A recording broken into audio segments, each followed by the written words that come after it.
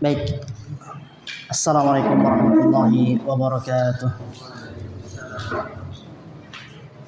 Alhamdulillah. Alhamdulillahilladzi hadana lihadza wa ma kunna linahtadiya laula an hadana Allah. Laqad ja'at rusul rabbina bil haqq wa nudu an tilkumul jannatu urithumuha bima kuntum ta'malun. Wassalatu wassalamu ala rasulillah wa ala alihi wa sahbihi wa man walahu ba'd.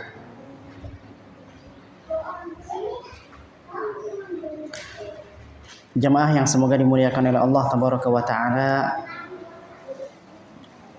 pertama-tama tak lupa kita panjatkan puji dan syukur kita kepada Allah Jalla Jalaluh yang telah memberikan kepada kita beragam kenikmatan, baik itu nikmat iman, Islam maupun nikmat sehat. Salawat dan salam semoga senantiasa terlimpah kepada Nabi kita Muhammad sallallahu alaihi wasallam yang telah menyampaikan risalah,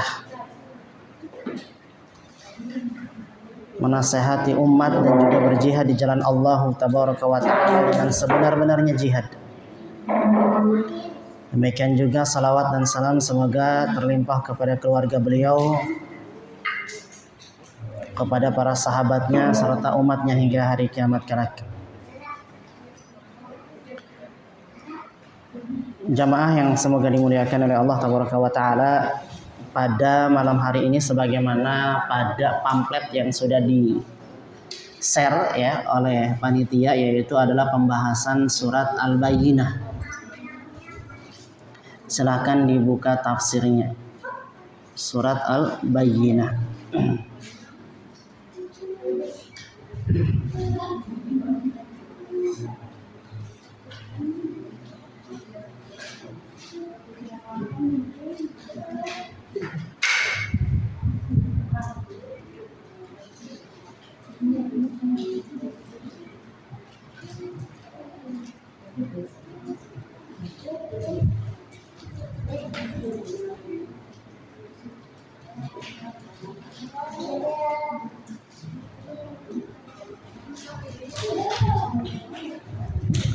Surat Al-Bayyinah merupakan surat yang ke-98 dalam urutan mushaf, yang mana Al-Bayyinah itu sendiri artinya adalah pembuktian, atau ya dalam beberapa literatur yang lain diartikan sebagai bukti yang nyata. Di mana surat Al-Bayyinah ini terdiri dari 8 ayat. Dan surat Al-Bayyinah Bapak Ibu sekalian memiliki beberapa nama sebagaimana diketerangkan oleh Al-Alusi, di mana beliau berkata bahwa wa tusamma suratal qiyamah, bahwa nama lain dari surat Al-Bayyinah, Al-Alusi mengatakan wa tusamma suratal qiyamah. Ya.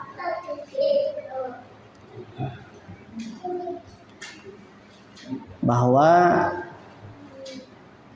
nama lain daripada surat Al-Bayyinah adalah surat Qiyamah.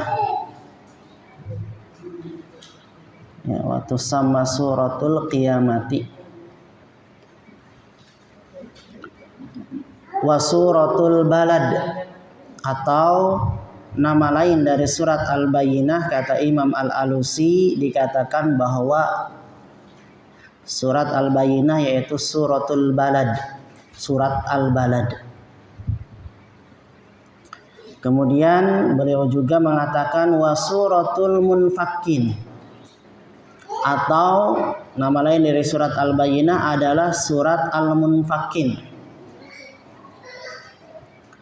Wa suratul Bariyah, atau Al-Bayyinah juga sering disebut sebagai surat Al-Bariyah. Wa suratu Lam Yakun, ada juga yang menyebut surat Al-Bayyinah yaitu dengan surat Lam Yakun. Jadi kurang lebih ada 1, 2, 3, 4, 5 ya, 6 dengan Al-Bayyinah. Itu adalah beberapa nama surat Al-Bayyinah yang disebutkan oleh Imam Al-Alusi. Kemudian para ulama berselisih pendapat tentang status surat Al-Bayyinah. Apakah surat Al-Bayyinah tergolong Makkiyah atau Madaniyah? Maka di sini jumhur ulama berpendapat bahwa surat Al-Bayyinah merupakan surat Madaniyah. Ini menurut jumhur ulama ahli tafsir. Mereka mengatakan bahwa surat Al-Bayyinah merupakan surat Madaniyah dengan beberapa argumentasi atau alasan, yaitu mereka mengatakan bahwa di Makkah Nabi Shallallahu Alaihi Wasallam tidak melakukan atau tidak berinteraksi dengan orang-orang musyrik dan orang-orang bahwasanya mereka mengatakan bahwa Nabi Muhammad Shallallahu Alaihi Wasallam di Makkah hanya berinteraksi dengan orang-orang musyrik dan orang-orang jahiliyah saja. Adapun di dalam surat ini Allah berbicara tentang ahlul kitab, yang mana kita ketahui bersama bahwa ahlul kitab ini merupakan orang-orang Yahudi. Dan Nabi Shallallahu Alaihi Wasallam berinteraksi dengan mereka di mana? Di Madinah. Ya. Maka oleh karena itu, jumhur ulama ahli tafsir berpendapat bahwa surat Al-Bayyinah adalah surat Madaniyah, yaitu sebuah surat yang diturunkan di mana? Di Madinah, atau setelah Nabi kita Muhammad Shallallahu Alaihi Wasallam hijrah ke kota Madinah. Dengan alasan tadi bahwa di dalam surat Al-Bayyinah ini ada pembahasan tentang ahlul kitab dan Nabi tidak berinteraksi dengan mereka kecuali setelah apa? Setelah beliau hijrah ke kota Madinah. Ini adalah alasan yang dibawakan oleh mereka para ulama ahli tafsir bahwa surat Al-Bayyinah itu merupakan surat Madaniyah.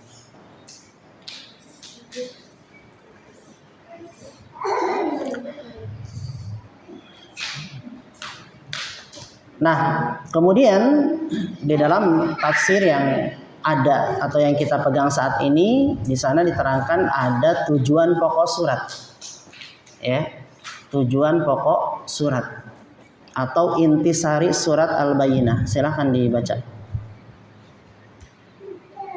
Tujuan pokok, penjelasan kesempurnaan dan kejelasan risalah Muhammad SAW. Baik, di sana disebutkan bahwa tujuan pokok atau intisari surat Al-Bayyinah adalah bayanu kamalir risalati al-muhammadiyati wa wuduhiha, yaitu surat Al-Bayyinah menerangkan tentang kesempurnaan dan juga kejelasan risalah yang dibawa oleh siapa? Nabi kita Muhammad sallallahu alaihi wasallam.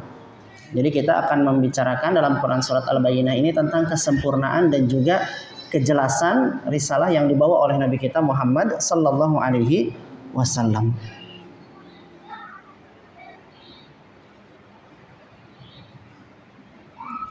Baik, kita masuk kepada ayat yang pertama.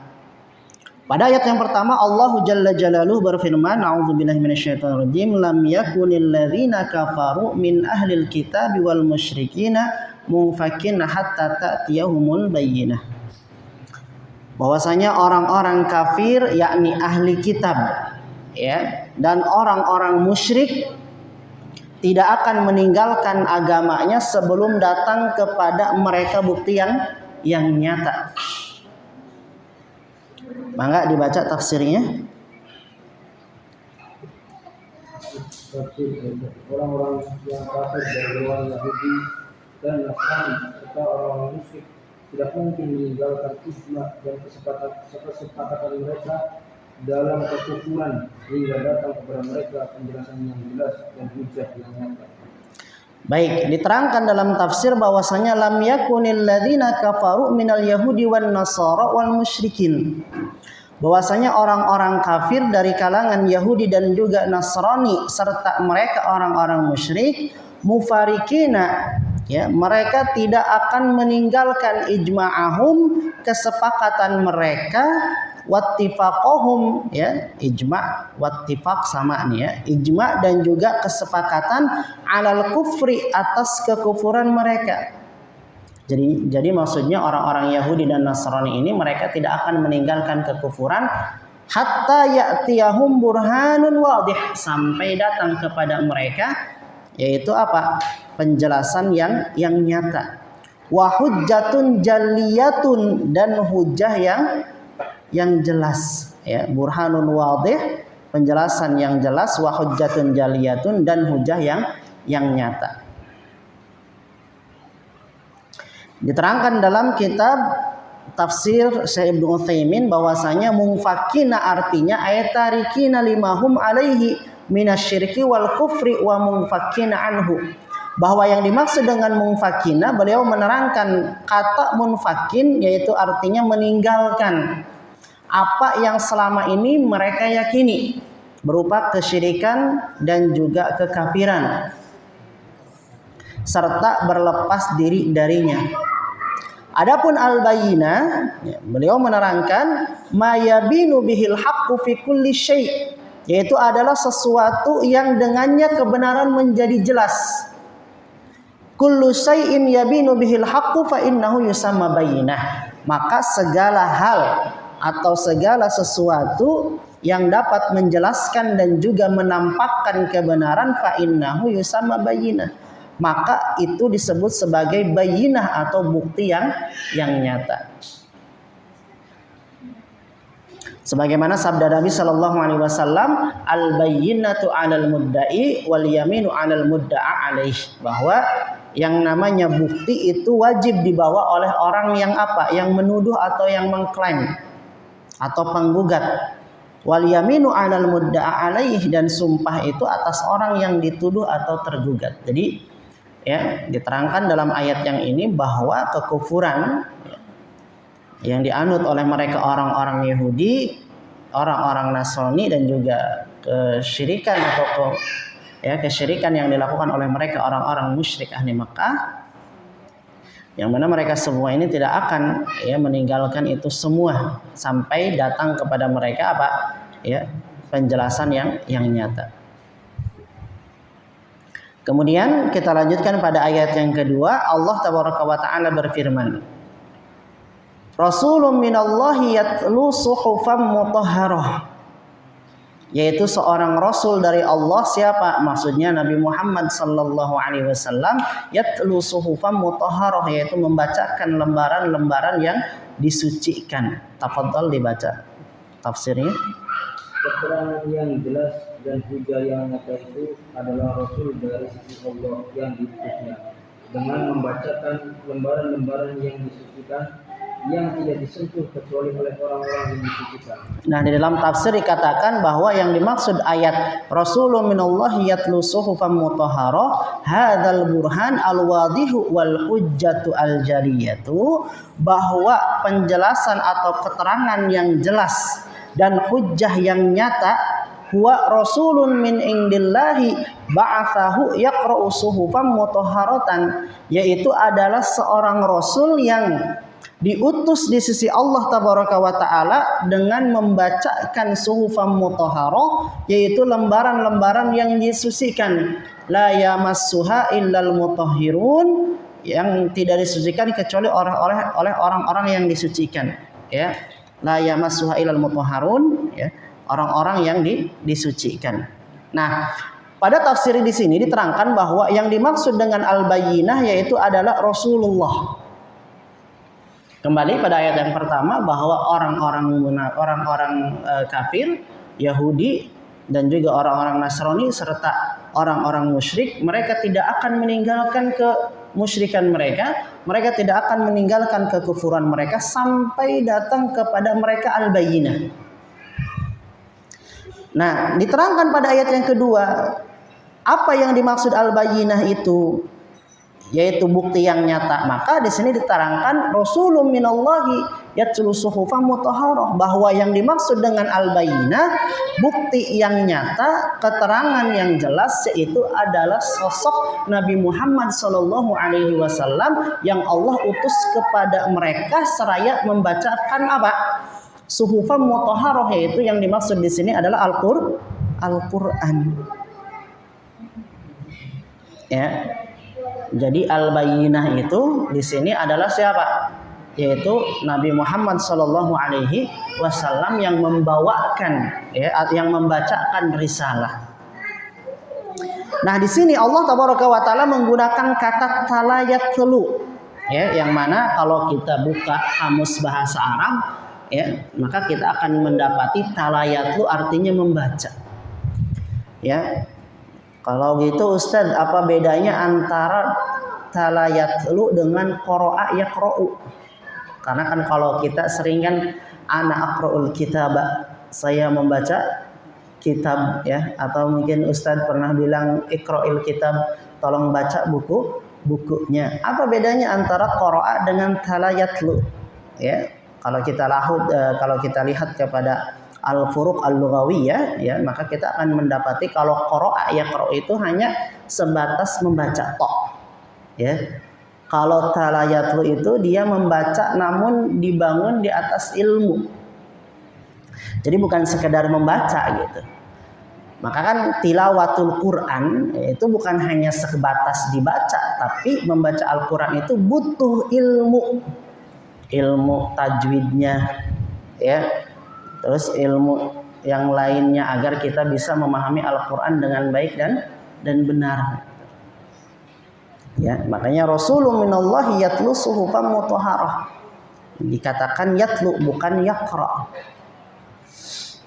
Ya, bukan Rasulun minallahi yaqra'u suhufan mutahharah, tapi bahasanya talayat yatlu, yaitu membaca, ya, yang diiringi dengan ilmu atau bacaan yang dibangun di atas ilmu. Ya, kembali, ya. Jadi pada ayat yang kedua ini diterangkan bahwa yang dimaksud dengan al-bayyinah adalah siapa? Yaitu Rasul, yaitu Nabi Muhammad SAW. Ya. Jadi ayat yang pertama ini ditafsirkan dengan ayat yang kedua. Ini namanya tafsirul Quran bil Quran, yaitu menafsirkan ayat Quran dengan Al-Quran. Pada ayat yang ketiga, ya, nanti kita akan mendapati tentang penjelasan suhuf yang dibaca oleh Nabi kita Muhammad SAW. Namun, ya, sebelum kita masuk pada ayat yang ketiga, perlu diperhatikan, ya, beberapa hal. Yang pertama tadi bahwa, ya, yang dimaksud dengan bayyinah adalah Rasulun minallah, yaitu seorang Rasul yang diutus dari sisi Allah Tabaraka wa Ta'ala. Siapakah itu? Yaitu Nabi Muhammad SAW, seraya membaca suhufan mutahharah, yaitu membaca Al-Quran mutahharah yang disucikan. Dan kita pun tahu bahwasanya Al-Quran ini adalah kitab suci. Ya, yang mana Allah Tabaraka wa Ta'ala telah mensifati Al-Quran dalam Quran surat Al-Fusilat ayat ke-42, la ya'tihil batilu min baini yadayhi wala min khalfihi, yaitu tidak didatangi oleh kebatilan min baini yadayhi, baik itu dari depannya, wala min khalfihi, maupun dari belakangnya. Tanzilu min hakimin hamid, karena Al-Quran diturunkan dari Tuhan yang maha bijaksana lagi maha terpuji.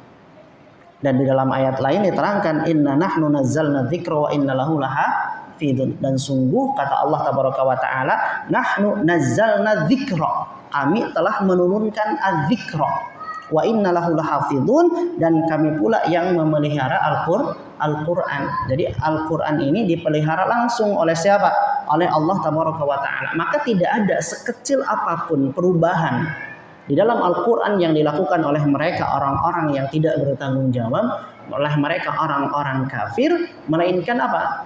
Akan senantiasa terbuka. Ya. Maka oleh karena itu baik bapak-bapak maupun ibu-ibu, ya, yang saat ini mungkin kita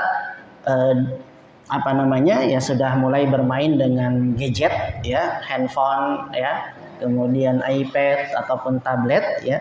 Itu kan banyak sekali aplikasi-aplikasi Al-Quran, ya, mungkin untuk dibaca sehari-hari dan lain sebagainya. Nah, maka hendaknya kita harus berhati-hati. Kenapa? Ya, karena ya tidak sedikit aplikasi Al-Quran yang mungkin sudah dirubah oleh mereka orang-orang yang tidak bertanggung jawab.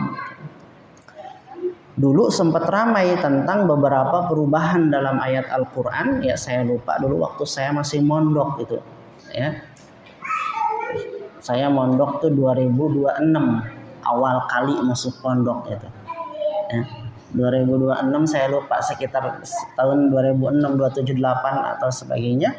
Ya, itu sempat ramai tentang ada yang menghapus kata ghaira dalam firman Allah, wa may yabtaghi ghaira, ya. Nah, ghairul islami dina dihapus tuh kata ghairanya, sehingga wa may yabtaghil islam dina. Ya. Nah, ini artinya jadi apa? Ya, jadi keliru. Namun ya sekecil apapun perubahan yang dilakukan oleh orang-orang kafir tetap akan terkuak juga. Karena Al-Quran ini dijaga oleh Allah Tabaraka wa Ta'ala. Nah, kemudian di sini juga Allah mengatakan inna nahnu nazzalna. Dalam istilah sorob, ya, dalam buku sorob kita akan mendapati wazan nazzala ini, ya, adalah mazid thulathi. Wazan fa'ala, ya, yang mana diantara faidahnya itu adalah litakfir, yaitu untuk menunjukkan sesuatu yang berulang atau terus menerus.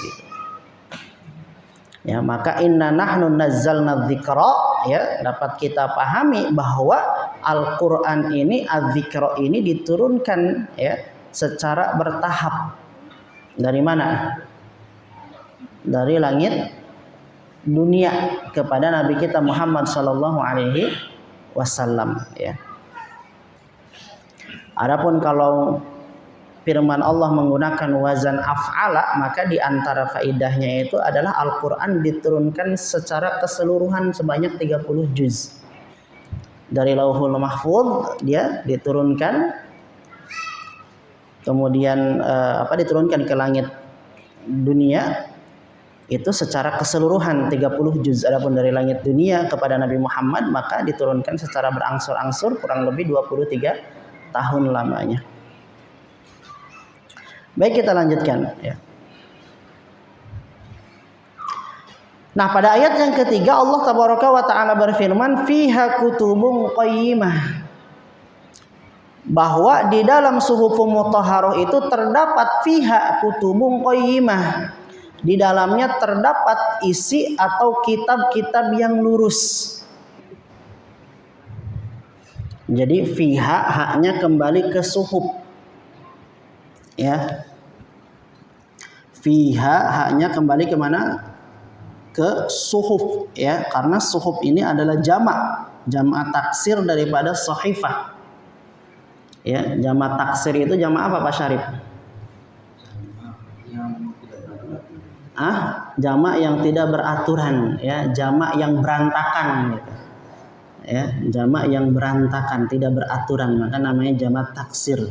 Beda dengan jamak mudzakkar salim atau jamak muannas salim, ya.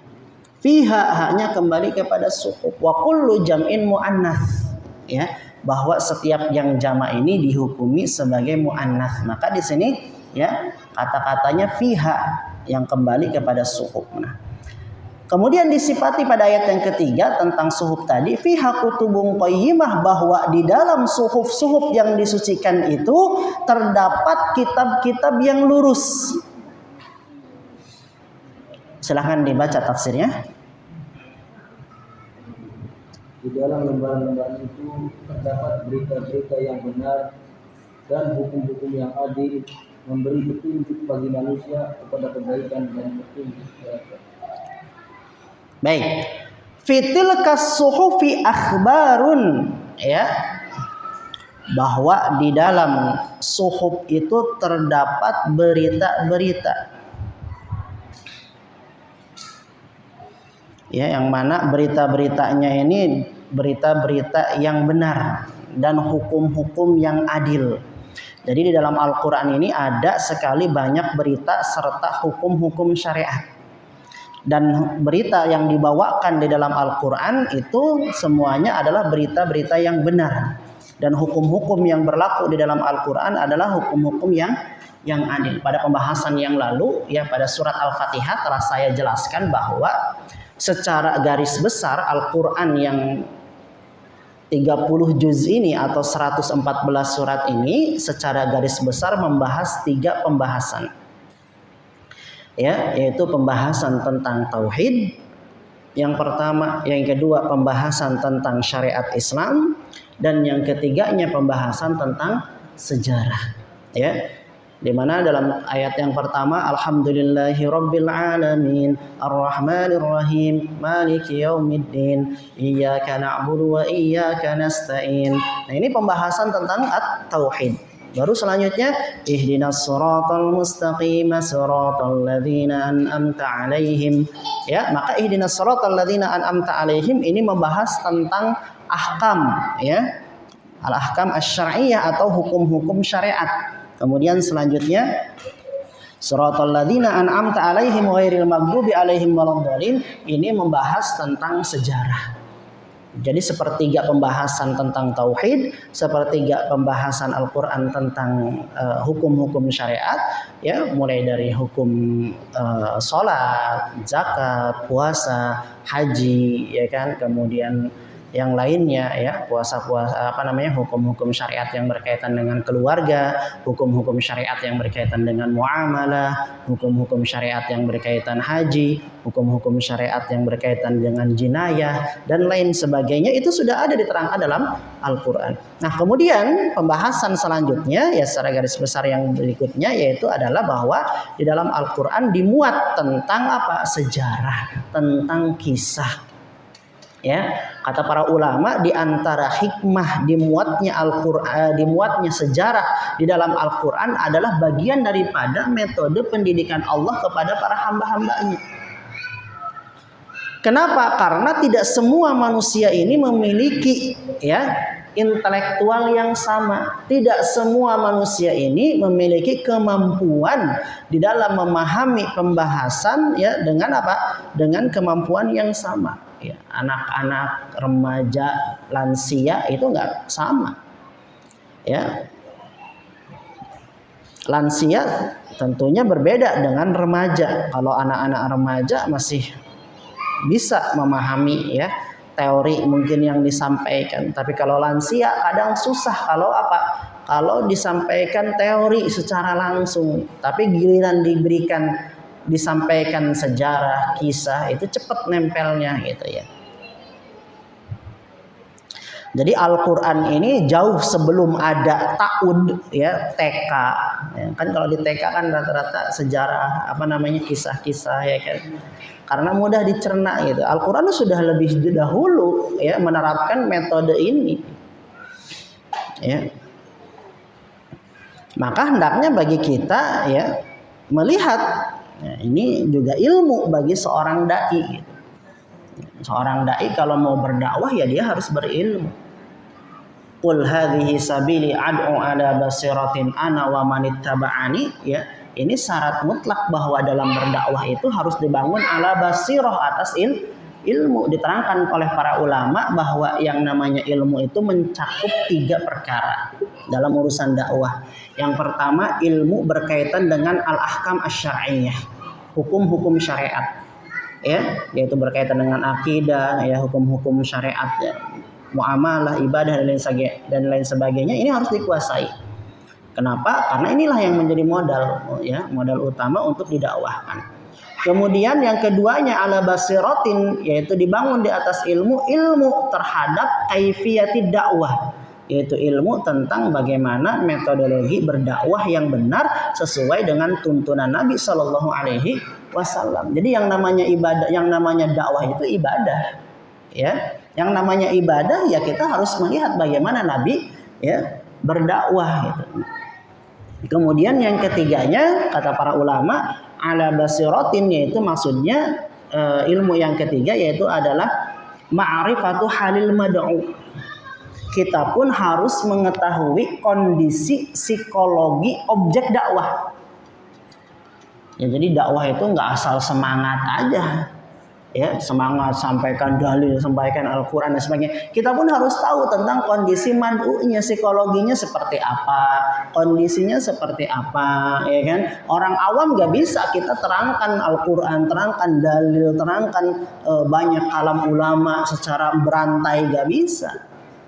Ya, tapi apa? Kalau orang awam tarik aja kesimpulannya apa, sampaikan sudah. Berbeda ketika misalkan kita menghadapi orang yang berpendidikan, ya, maka apa? Ya harus kita sampaikan ya dalil-dalilnya berunut ya. Pertama dalil dari Al-Quran, kedua dalil dari sunnah hadis Nabi Shallallahu Alaihi Wasallam, yang ketiganya kalam ulama ya, bagaimana pendapat ya atau komentar daripada para sahabat Nabi ya, tabi'in dan juga tabi'ut tabi'in. Nah, kemudian juga di antara metode di dalam menyampaikan dakwah yaitu dengan apa? Dibawakannya kisah, dibawakannya sejarah. Dan sejarah-sejarah di dalam Al-Quran itu semuanya benar. Tidak ada satupun sejarah di dalam Al-Quran yang apa? Ya, yang tidak benar. Tapi seluruh yang ada di dalam Al-Quran itu semuanya benar.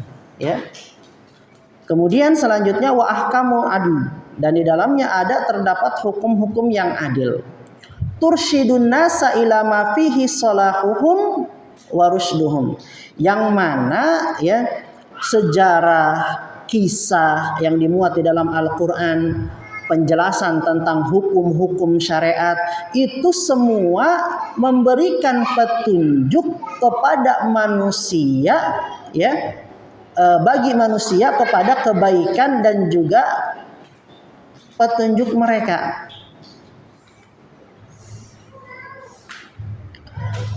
Maka lebih jelasnya diterangkan oleh Ibnu Jarir At-Tabari ya. Ini termasuk daripada kitab tafsir induk.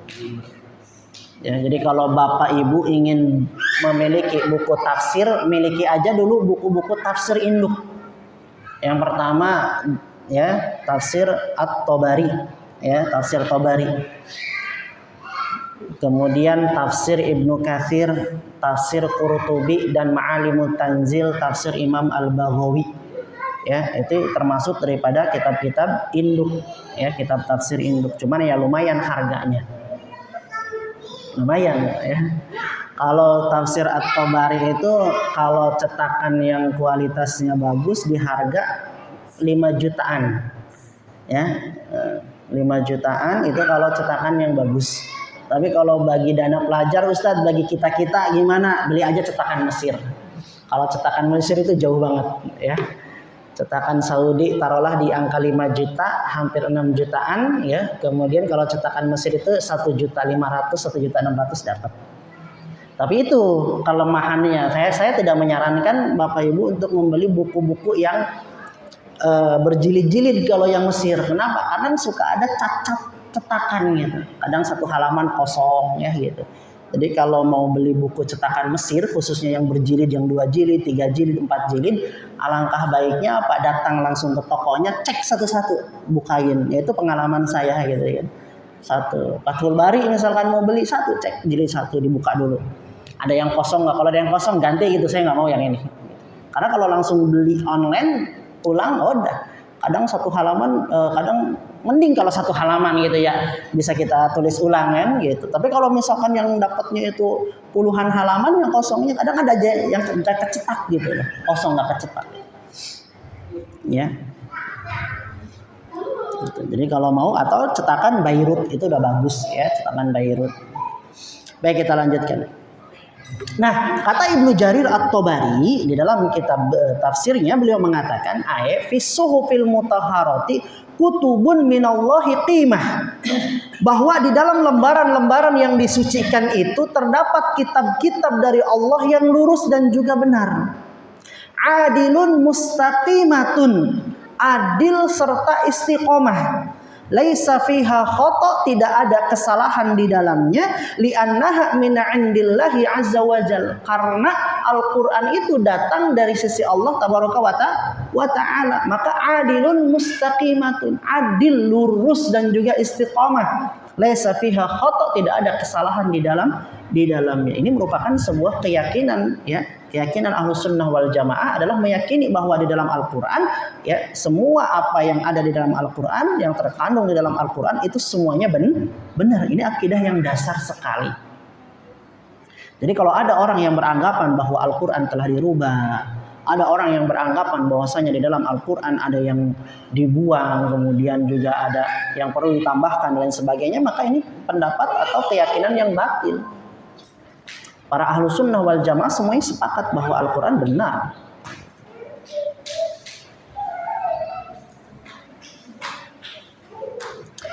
Ya, gitu. Nah, maka oleh karena itu Bapak Ibu sekalian, kata-kata fiha kutubun qayyimah ini singkat, ya, kata-katanya, tapi kalau kita pahami dengan baik dan benar, maka kita akan mendapatkan berbagai kesimpulan yang tentunya yang baik, ya, bahwasanya fiha kutubun qayyimah, bahwa di dalam Al-Qur'an ini terdapat kitab-kitab yang lurus. Maka siapapun di antara bapak-bapak dan juga ibu-ibu yang menerapkan isi kandungan Al-Qur'an itu akan mendapati kelurusan dalam bersikap, maka akan mendapati kelurusan dalam keyakinannya.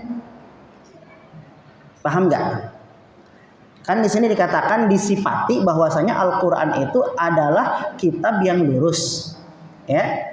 Jadi Al-Qur'an itu adalah kitab yang lurus, ya, baik dari segi bahasa, ya. Allah sudah pilih bahasa sebaik dan seindah mungkin, ya. Makanya kalau kita belajar balaghah, ya, ilmu balaghah, ya, maka ketika kita terapkan ilmu balaghah untuk memahami Al-Qur'an, maka masya Allah, ya, Al-Quran itu indah sekali, ya.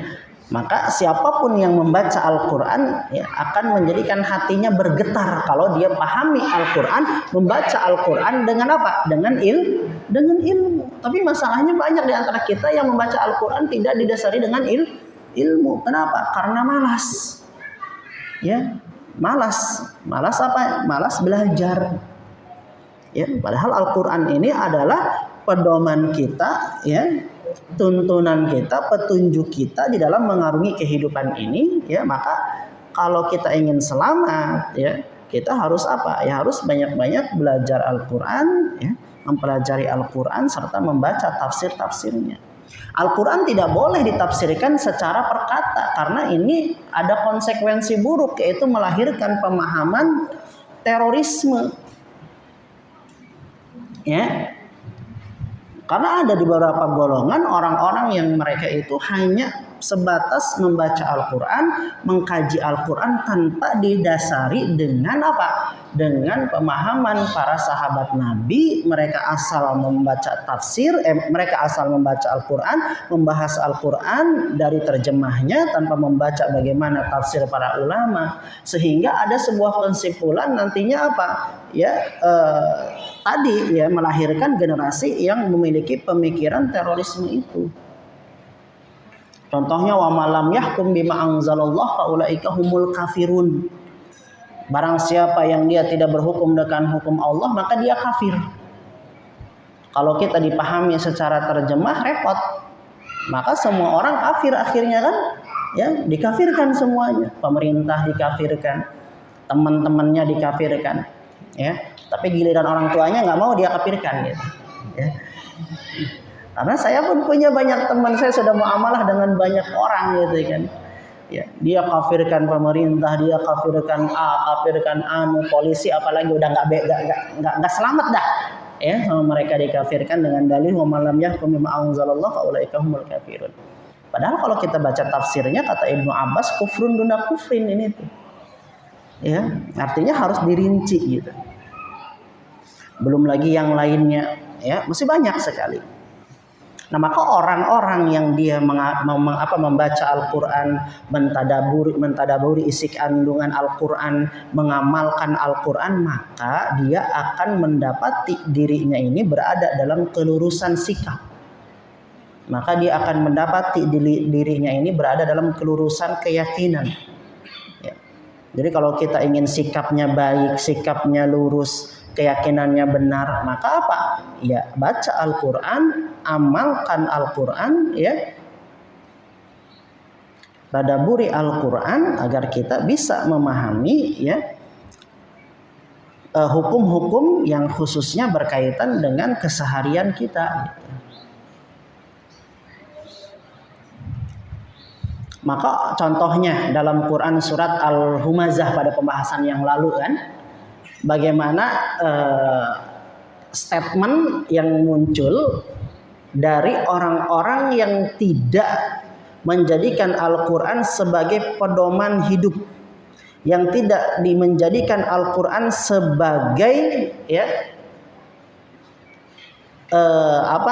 rujukan di dalam memahami kehidupan dunia maupun tentang harta kekayaan. Maka dalam Quran surat Al-Humazah kan wailul likulli humazatil lumazah. Kemudian pada ayat berikutnya apa? Alladzi jama'a malahu wa addadah. Kemudian ayat ketiganya yahsabu anna malahu akhladah. Yahsabu anna malahu akhladah. Ya, ini adalah sebuah statement yang muncul dari siapa? Dari mereka orang-orang yang tidak menjadikan Al-Quran sebagai pijakan, sehingga ya mereka memunculkan statement yang keliru, statement yang salah, bahwa apa? Harta itu dapat membuat dia kekal. Dalam Quran surat Al-Fajr nanti akan kita bahas apa? Wal Fajr. Ya, dalam Quran surat Al-Fajr nanti kita akan mendapati hal yang sama. Ya, hal yang sama, orang-orang yang tertipu dengan apa? Tertipu dengan kekuatannya, tertipu dengan kedudukannya, tertipu dengan harta kekayaannya. Ahlaktu malal lubada. Ya kan, aku telah keluarkan hartaku ya yang begitu banyak sekali. Kemudian nanti pada ayat berikutnya Allah akan contohkan kaum-kaum yang memiliki kekuatan, kedudukan, baik itu dari segi kekuatan militer, kekuatan ekonomi, yang mana akhir-akhirnya Allah binasakan. Nah, itu masih banyak lagi ya beberapa contoh yang akan nanti kita temukan.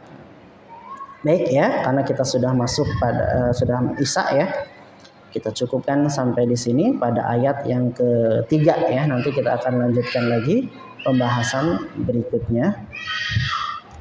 Mudah-mudahan Allah tabaraka wa taala berikan kemudahan ya, pemahaman kepada kita semua dengan pemahaman yang baik dan juga benar. Wassallallahu ala nabiyina Muhammadin wa ala alihi washabbihi wasallam. Wa akhiru da'wana alhamdulillahirabbil alamin. Assalamualaikum warahmatullahi wabarakatuh.